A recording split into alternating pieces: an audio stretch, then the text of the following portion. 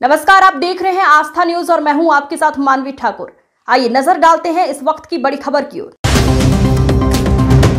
देश की defence manufacturing क्षमताओं को मजबूत करने की दिशा में एक अहम कदम उठाया जा रहा है।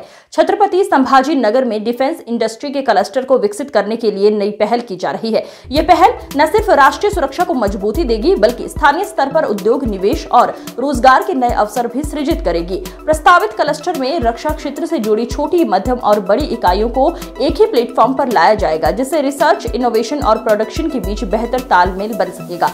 डिफेंस इंडस्ट्री का ये नया क्लस्टर देश को आत्मनिर्भर बनाने की दिशा में एक बड़ा कदम साबित हो सकता है। अब देखना होगा कि आने वाले महीनों में इस योजना को कितना जमीनी समर्थन मिलता है। संभाजीनगर को अब नए तरीके से डिफेंस मैन्युफैक्चरिंग में पिच इन करने का प्रयास हमारे ये सारे मित्र कर रहे हैं और मैं ऐसा मानता हूं कि जैसे उन्हें पता चला कि आदरणीय रक्षा मंत्री जी आ रहे हैं तो वो कभी मौका गवाते नहीं है। उन्होंने बराबर आपसे समय लिया, आपके सामने एक बहुत ही सुंदर प्रेजेंटेशन उन्होंने किया। अब इस प्रेजेंटेशन में कुछ चीजें हमारे करने की है और बाकी आपका आशीर्वाद है। ये दो चीजें हो जाएगी तो ये प्रेजेंटेशन कामयाब हो जाएगा। तो जहां तक महाराष्ट्र सरकार का सवाल है तो एक प्रकार से डिफेंस इंडस्ट्री के क्लस्टर के लिए जो एक पार्क तैयार करने की बात है, तो निश्चित रूप से हम उसमें पहल करेंगे, महाराष्ट्र सरकार उसमें पहल करेगी।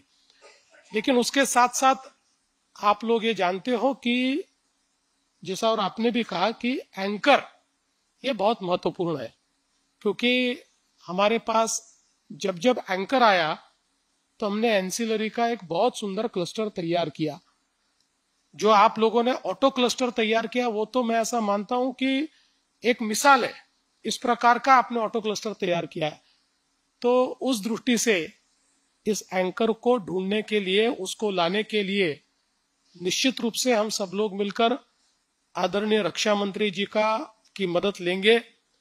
लेकिन आप लोग जानते ढूंढना तो हमें पड़ेगा, ढूंढकर उनको हमारे इकोसिस्टम से वाकिफ करवाना पड़ेगा। अंतिम आशीर्वाद के लिए हम रक्षा मंत्री जी के पास पहुंच जाएंगे और मेरा आज तक का अनुभव है, हम जब भी उन तक गए हैं हमको आशीर्वाद मिला ही मिला है। उनका एक विशेष प्रेम और विशेष स्नेह ये महाराष्ट्र के साथ भी रहा है और हम सभी के साथ रहा हुआ है।